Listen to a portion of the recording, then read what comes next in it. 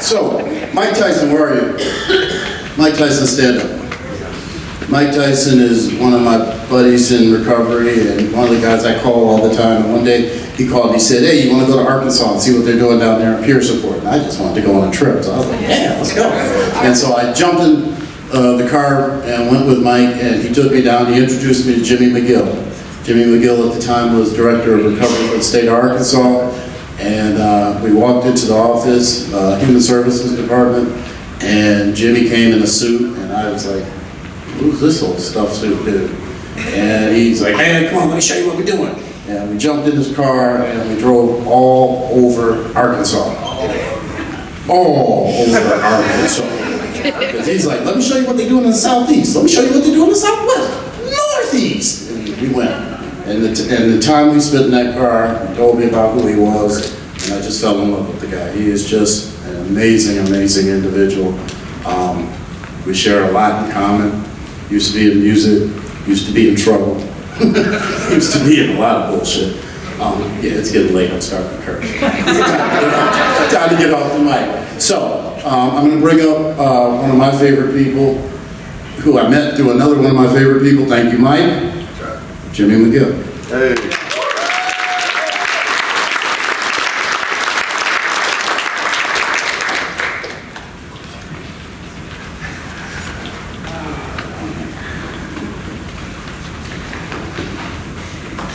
How's everybody doing?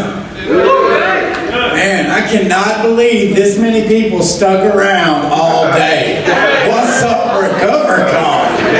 I guess y'all want to, yeah, give yourself a hand. Y'all deserve that. Hey, it's really amazing though, because I get the chance to travel a lot, and I get the chance to speak a lot, and I got to tell you guys, it seems like all the people I love to share the stage with have been here today. Come on. Like Stephanie is hands down one of my inspirations. She's a giant at the work we do. Sam Evans, who was your kickoff speaker, that's our affiliate director for Ohio. Brandon Novak's about to speak, man. Like, you guys have had action-packed. It's like being in a dope house, but sober. It's one good hit after another. You know, so it is an absolute honor and a privilege to be with here. Does this clicker work, man, or do I got to stand still? It works? I'm shaking. I did a lot of meth before I got clean. I'm not standing behind that podium. So it's a privilege to be here. Listen, if you were to ask me why I do what I do, it's a real simple answer, man. I am tired of losing and burying my people to the disease of addiction. Period. I have been to more funerals than I have weddings, birthdays, and graduations combined. I have more friends doing time than I do graduating college, and that is a problem, right? And the louder we get about recovery, the more we normalize recovery, the more we humanize the disease of addiction. And when we start humanizing something, we can start... Stop playing with me, Gerald. I got ADHD, bipolar. I will lose my stuff up here. What is that?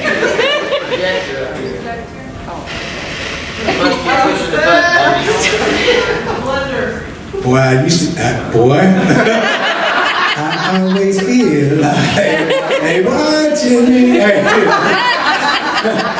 It's okay. Hey, listen, and I love the things I do, but for you to understand the gift that recovery has given me, then you're going to have to understand the darkness that it carried me out of. I'm not up here to do any preaching, right? I believe everybody has got the right to believe whatever you want to believe. You believe I got the right to believe what I got? So I'm going to tell you this. Addiction broke my life into thousands and thousands of pieces. And God picked them up and built a masterpiece. And that's all I'll say about that. I won't do no preaching. But I got to give credit where it's due, right? And so with that, we're going to dive right into this, man. When I talk about generational stuff, you see that handsome dude right there that looks like Tupac slept with the Backstreet Boys? That's me. 9 months later, I'm Pap Jimbo. Right? And so my life consisted of poverty, right? Like where I grew up, it wasn't black or white. You was either broke or you wasn't. That's it. And when I say broke, I'm talking about water hoses for shower broke, stealing electricity from your neighbor broke, using the bathroom in a plastic sack because the toilet don't work broke, right? And if you can't tell me what a cockroach tastes like, we ain't the same. I mean, I grew up in poverty, and that's okay, right? Like, I also grew up in an atmosphere of addiction. I grew up in a city that's famous for gang violence. I'm from North Little Rock, Arkansas. Arkansas is famous for everything bad. Every documentary we've got is about jail and prison, methamphetamines, or gang violence, period. That's what my state's known for. And now, like Gerald said, for the first time ever, because we started Recovering Out Loud, we're becoming known for recovery and reentry. Yeah. And that's amazing, right? So if you're in here and you're early on your journey to recovery, welcome to where lost dreams awaken and new possibilities become real. This is where the has-nots can become the mascots, right? Recovery will take every mistake in your past and turn it into meaning and purpose. And I'm standing here as proof of that, right? Like, I grew up, I don't know if you're familiar with the Adverse Childhood Experience score, the ACE exam, right? But the higher your score is out of a 1 through 10, the more likely you are to be a person of substance use, more likely you are to experience incarceration. My ACE score is a 10. That's the highest that it can be. I want to share something with you. I'm the third generation of alcoholism and addiction. My grandfather was an old school bootlegger that ran moonshine from Memphis to Little Rock. He died at 86 years old in his bed from alcoholism with feces on himself and a bed full of unchanged sheets. Every time I went to my grandfather's house, as soon as I walked in as a child, I would smell urine, feces, and ancient age whiskey. Right? It was a place where he was obnoxiously drunk, and it was my favorite place in the world to go. Now let that sink in. I'm 6, 7 years old, and my favorite place to go smells like urine, whiskey, and poop. Because I knew out of everybody in my family, that was the place I was loved. That was the place where I knew I wouldn't get beat. That was the place where I knew somebody was always at. See, my father was the second generation of this disease. He needed a syringe when I needed my daddy. Now, I don't hold that against him because, see, he didn't grow up in a world surrounded by Brandon Novaks and Geralds and Stephanies and Sams and Jimmys. He grew up in a world where you didn't really talk about needing help. That this is the way it is. And so at 66 years old, he died with his substance of preference still on his body, right? We didn't recover out loud, so he died from the untreated disease of addiction. But he was also a very violent man. Like, he was in and out of the joint. He spoke one language, and it was violence, and he spoke it really, really well. And it seemed like the only time I connected to him was when I mimicked him and acted out violently. Like, I remember I would sock this little boy in his eye, and my dad would come over there and rub my head, and he would giggle like it was cute. But what that did was it negatively reinforced that if I do this, my dad will pay me attention. Now, I watched my father get arrested for murder charges. I watched him get arrested for a rape charge. I watched him get arrested for robbery charges. And I want to be completely transparent with you, right? I remember my uncle taking me to Cummins Penitentiary and putting 8 balls in my pocket at 4 or 5 years old and handing me to my dad to take a picture. And guess what my dad would do? Slide the dope out of my pocket. So this is, I'm just trying to set the picture for you, right? And so by the time I'm 4 years old, the neighbor's kid slaps my hand and I stabbed him in the shoulder with a potato peeler, right? I got whipped that day, but I didn't get whipped for stabbing the kid. I got whipped because the police got called. When I was 9, I was left unattended with a firearm. My best friend was spending the night with me, and I unattendedly, accidentally shot Trey Jackson, and the bullet missed his heart by a couple of inches. So by the time I'm 9, I've stabbed and shot somebody. By the time I'm 14 years old, this is the Jimmy that's growing up. I get locked up. I go to juvenile. I spend 2 years there. Now here's the kicker. I was only sentenced to 3 to 5 months in juvenile, but they liked me so much they kept me for 2 years. Right? I was a likable guy. I come home. I'm an active gang member. I bring that mentality to the streets. All this is important because in that atmosphere of child neglect, the thug was born. Right? And so I started doing what my father did.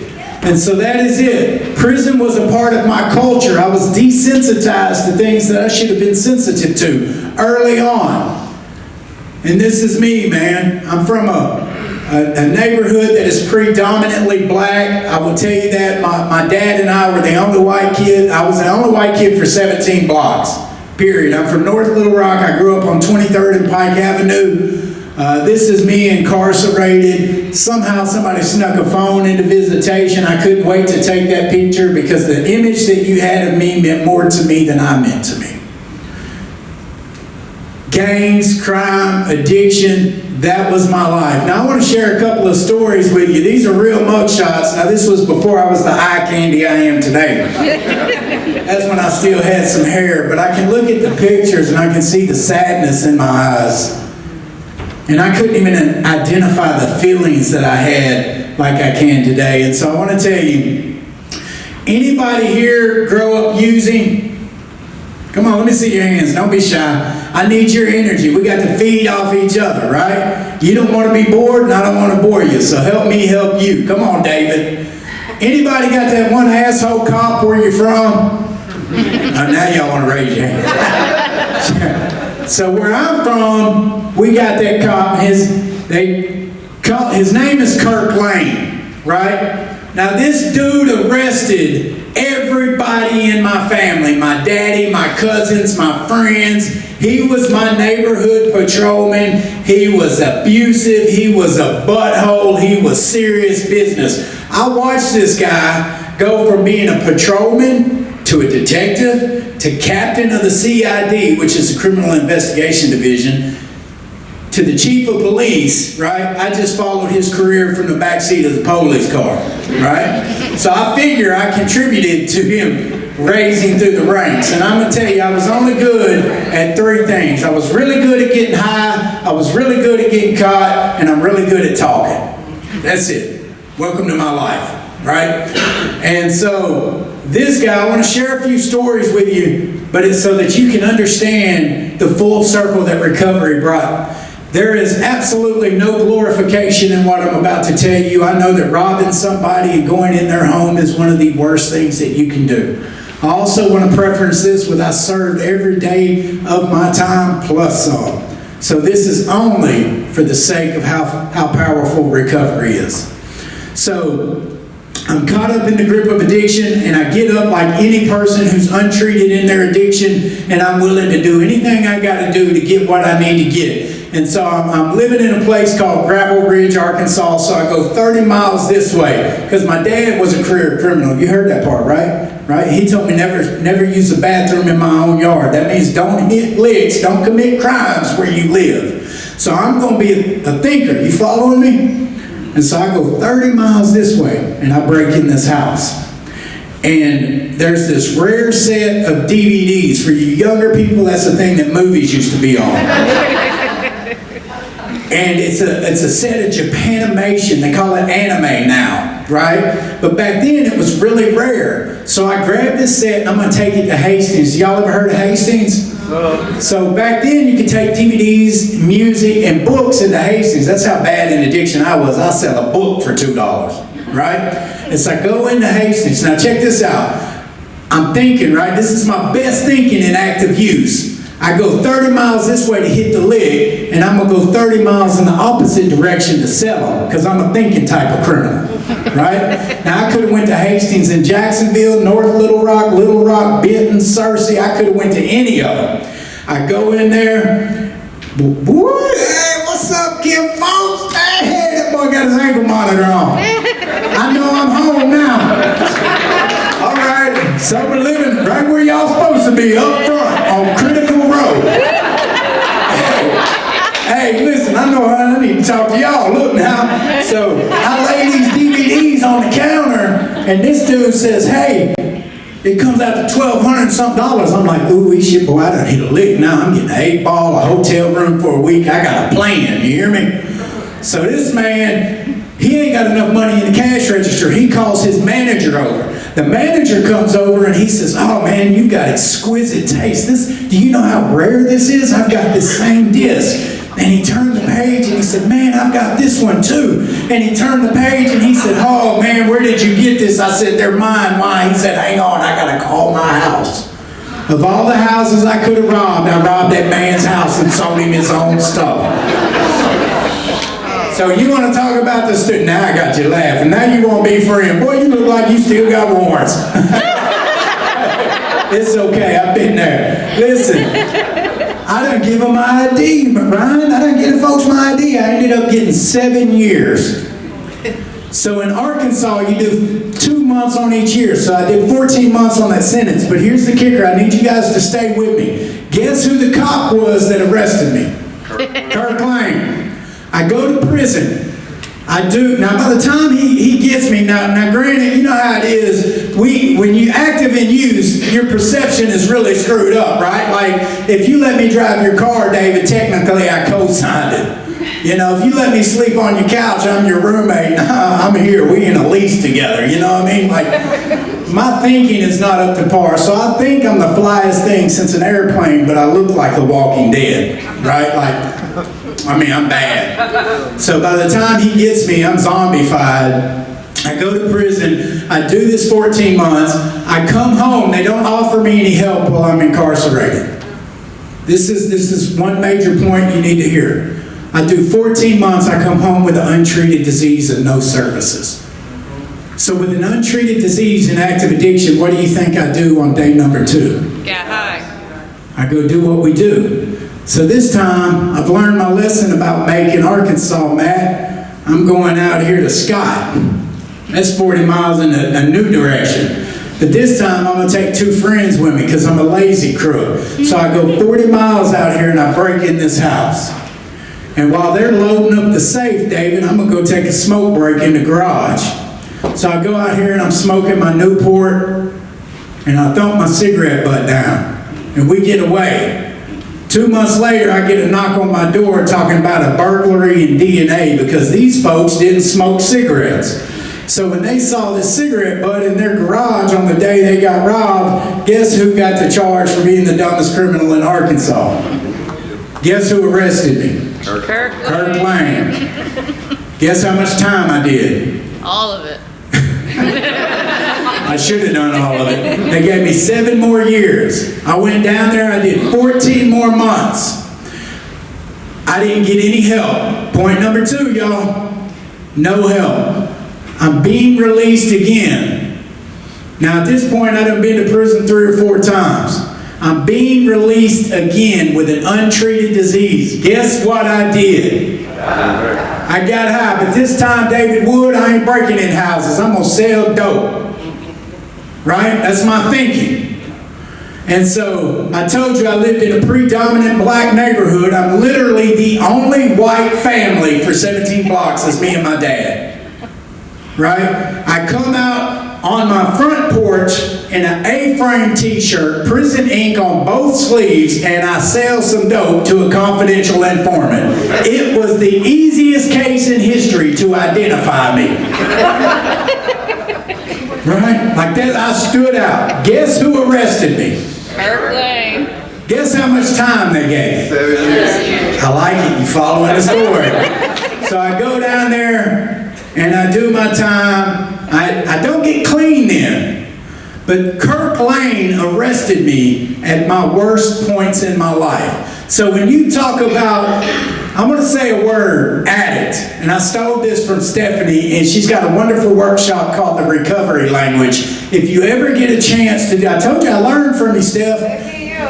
If you ever get a chance to attend it, you need to. So what comes to your mind? Just shout it out when you hear the word addict. Pain. Who? Pain. Paid? Pain. Pain? Failure. Suffering? Failure? Junkie? Worthless. Success? I like it. Desperate? Criminal? Trash? Homeless? Right? Like, you get where I'm going.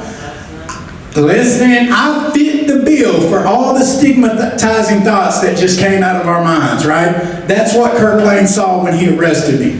Needless to say, I am a person in recovery, of substance use recovery and mental health recovery, and I haven't put a drink or a drug of any form in my body in 9 years, 7 months, and 13 days, right?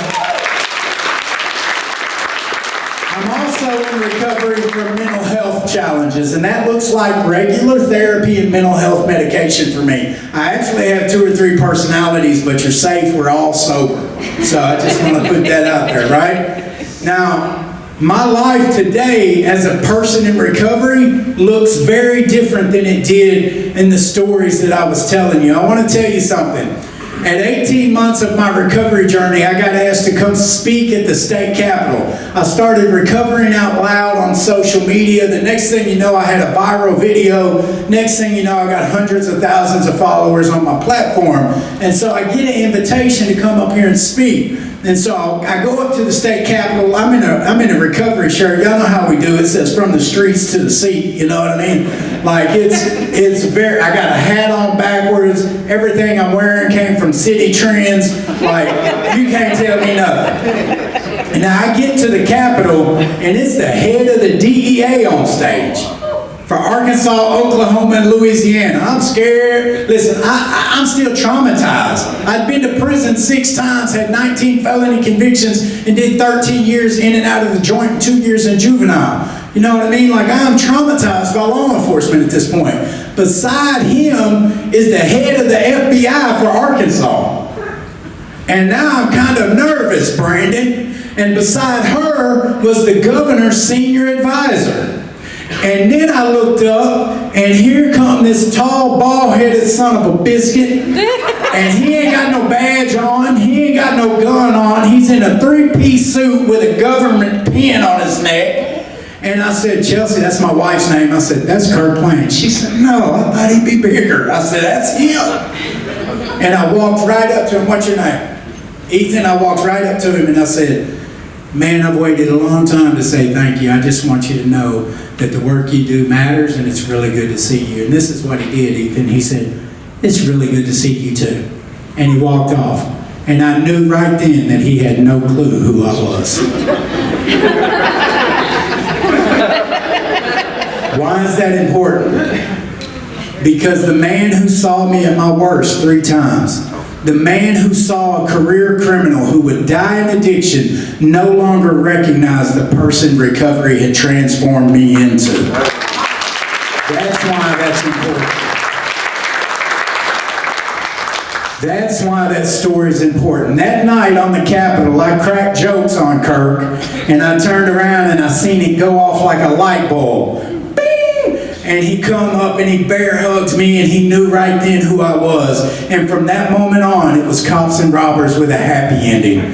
That moment on, Kirk's in the back seat with me, right? Now he knows what it feels like. I should have locked the door on his ass. Right? This party right here, we presented on one of the programs that we created at the National RX Summit. And there was 4,500 people there, right? And we literally went from handcuffs to cufflinks that day. I had my first pair of cufflinks, y'all, and I couldn't get them on because I wanted to look real good in front of the governmental folks. And I couldn't figure out why the cufflinks didn't work. Now, Kirk put the handcuffs on me, but guess what, Dale? I took him the cufflinks, and he tried to put them on, but I had bought the wrong kind of shirt. But it's the point of the story. He was trying to put them on, y'all. He taught me how to tie my tie. And so, Kirk, this is us at the junior high schools. This is us at the governor's mansion. This is the last sheriff that arrested me in 2014. And that's me receiving the Trailblazer Award from the Department of Human Services, right? And that's Kirk standing beside me. And we've traveled the country, and Kirk said, hey, you know anything about peer support? And I said, nope, I know about the 12 steps. And he said, nah, this is different. And I said, well, I can learn. What you got? He said, well, this job requires lived experience, and you would be working for me. And I fell out laughing. I said, man, I'm on parole, man. Get out of here, man. The state can't hire me. I got 19 felony convictions, man. I got gang charges and everything. He said, I know it'll be a fight. And Kirk Lane, my once nemesis, who had taught me how to tie a tie. On my birthday, on my 41st birthday, the man took me to Dillard's and bought my first sports jacket. He spent $349 on me. I was like, man, this kind of makes me feel good. He said, you look good, you feel good. I said, okay, officer, I got you. And so the next thing you know, he goes to the governor. And the governor said, he's got how many felonies? He said, 19, but I gave most of them to him. And the governor said, man, if this backfires, it's on you. And he said, if it backfires, I'll deal with Jimmy personally. And so in 2017, I became the first parolee to get a state position under the governor of Arkansas. Yeah.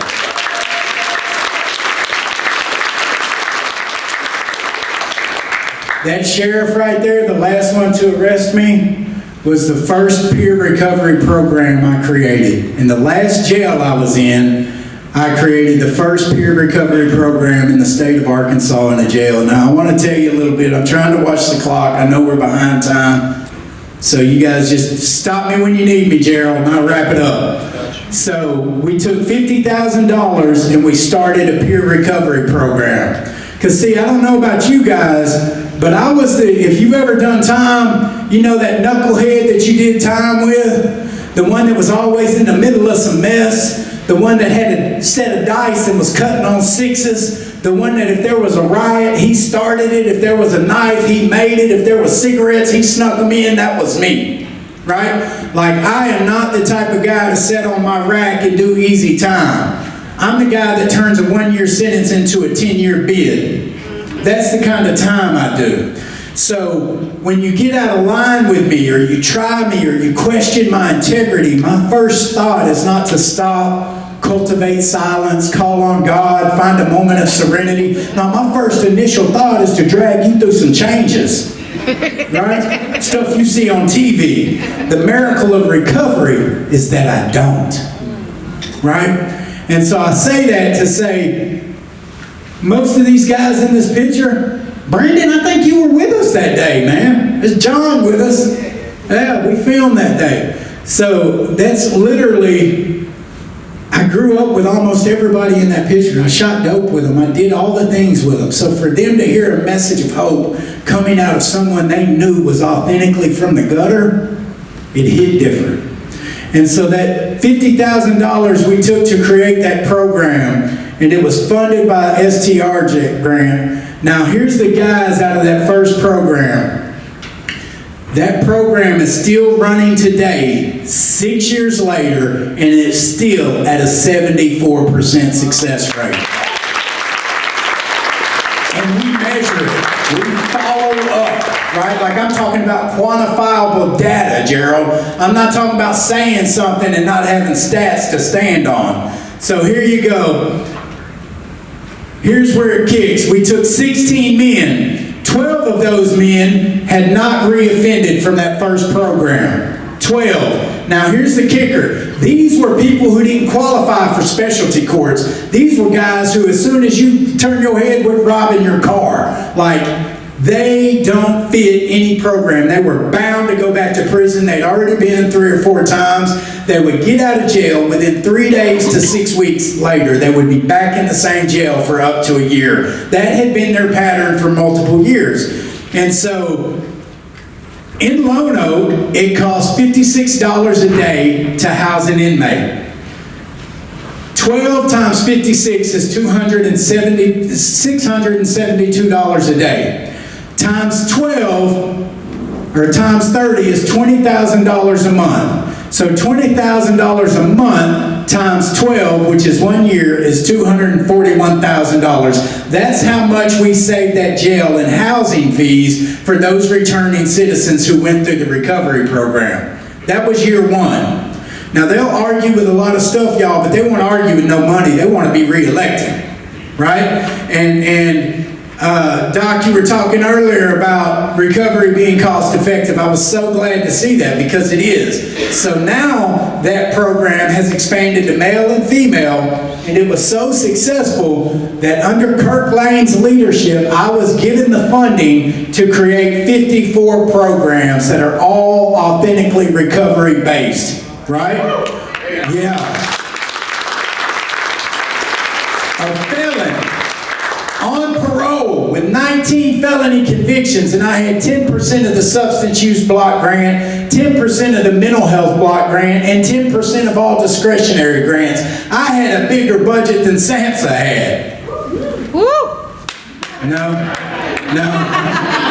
I had a bigger one. I had a big budget, right? I had millions and millions of dollars that I could create programs with, right? And so we created, one of the last things I did in office was I put a peer recovery specialist in every drug court in the state of Arkansas.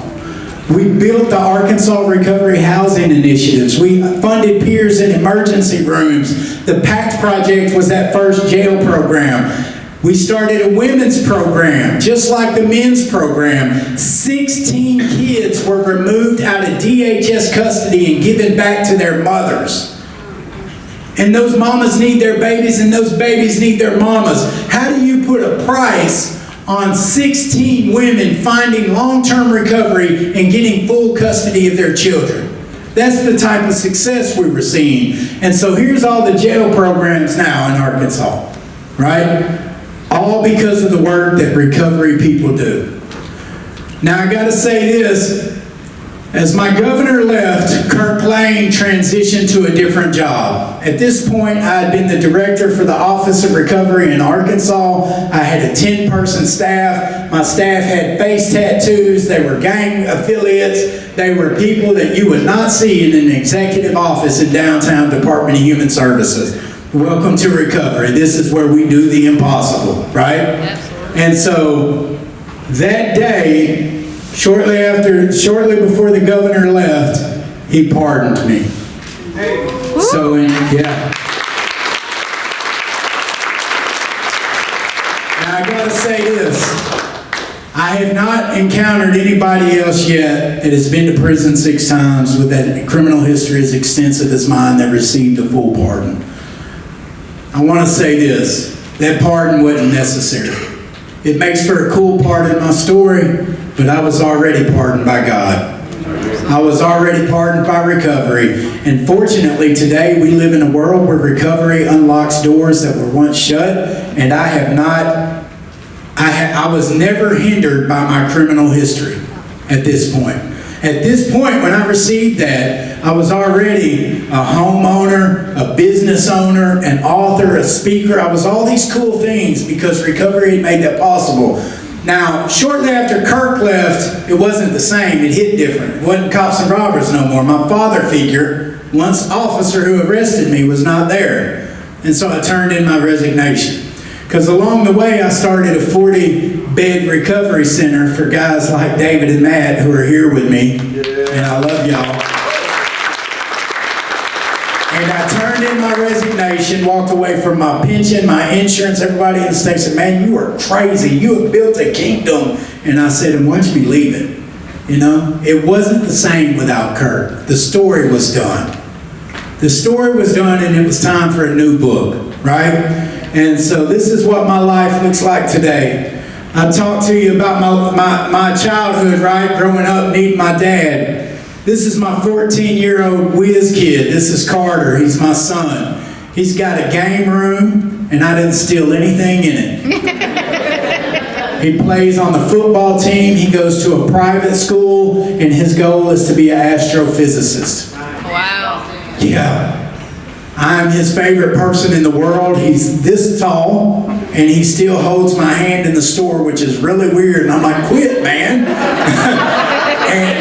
and that's a testament of how I've raised him, right? Here's the thing. If my dad could have loved me more than a drug, he would have. But since he can, I'm going to love that boy for both of us. Right. Because he'll never know what it's like to need his dad and me not be there. This is our recovery house. We recover out loud so people don't die silently. That's us fixing our city after the tornadoes destroyed it. We spent weeks out there. We took off work. We donated thousands of dollars and we went out there and did it because that's what we do in recovery. We cause more damage than any tornado I've ever seen. So you're damn right we're going to get out there and help rebuild. Right?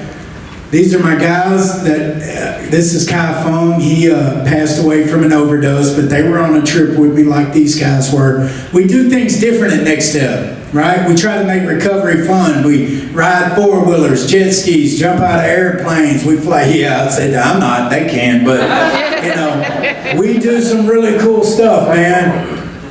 I'm also the executive director for the National Peer Recovery Alliance. Now, how'd that happen? So I stepped out of state government and jumped into national work. That was an accident.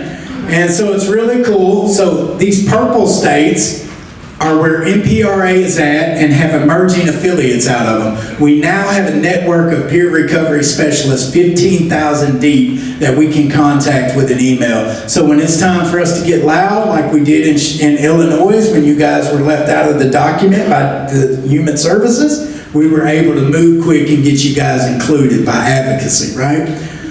This is Sam and Gerald. Gerald is our affiliate director for Illinois. Sam is over Ohio.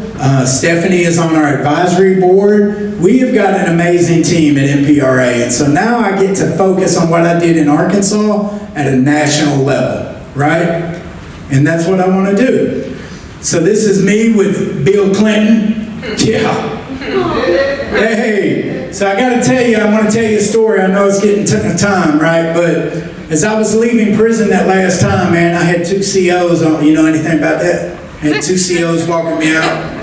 I didn't have my ankle monitor on yet, though. I had everything I owned in a brown paper sack, and they were cracking jokes on me. McGill, you'll be back. I'm going to tell Big Country to leave the light on. I'll have some ramen noodles on your bed for you when you get home. They were really stigmatizing me. What they didn't know is that I would share stages with presidents. What they didn't know is I would write a book that would be in every prison across America. They didn't know that I would start a nonprofit, that I would get a pardon. They didn't know that recovery was going to take that hazmat and make him a mascot. So while they were judging me like they judge you, just know that you are the strongest breed of people in existence. We are the only population that can wake up every day broke with nothing and finish the day with what we need and a place to lay. You can put you on one side of the Grand Canyon with a pipe, you on the other with a lighter, and y'all will smoke. We are innovative, we are creative, and we're really unstoppable when we redirect. Everything that we went through becomes on-the-job training for a life you are uniquely qualified for. And I'm proof of that. And if you don't believe it in you, believe that that's really me in those mugshots, and if I can do it, so can you. And when they put me on stage with Bill, Gerald, I got in trouble that day. Stephanie, I think you was there. You know, they told me not to crack no jokes. Well, if you've heard me for the last 40 minutes, you know I can't help it. So Bill is glad. I'm glad that he started his career because he didn't inhale, but mine started because I did inhale. Right? And so it's really cool. And this is the Chief Justice of the Supreme Court for the state of Arkansas. That's us collaborating, creating peer recovery specialists for the courts across my state. I've been featured in magazine articles. I've spoken in prisons. I've put my profession on the map. I didn't know how to have relationships. That's my wife, man. I knew how to have hostage situations. I didn't know anything about communication. Right? Today, I'm a happily married husband and a provider and a protector. I've been able to speak everywhere. I went from the dope house to the White House. 2 different times I received personal invitations to come to the White House. That's crazy. I used to break in houses. Now I get to go to the White House? You can't tell me recovery won't take you to the top. There's no ceiling for this thing. Once we get out of the way, there is no rooftop for recovery. What you think can't happen can be done. done. And whatever happens tomorrow may be the next big thing, but you can only get so high off of a sack. You can only get so intoxicated from a bottle. You're not going to run out of recovery. We're not on a gas tank. And all that pain that I went through became gasoline for the purpose I have today. A fire that can't be put out. And that's how you go from prison to purpose. My name is Jimmy McGill. Thanks for letting me.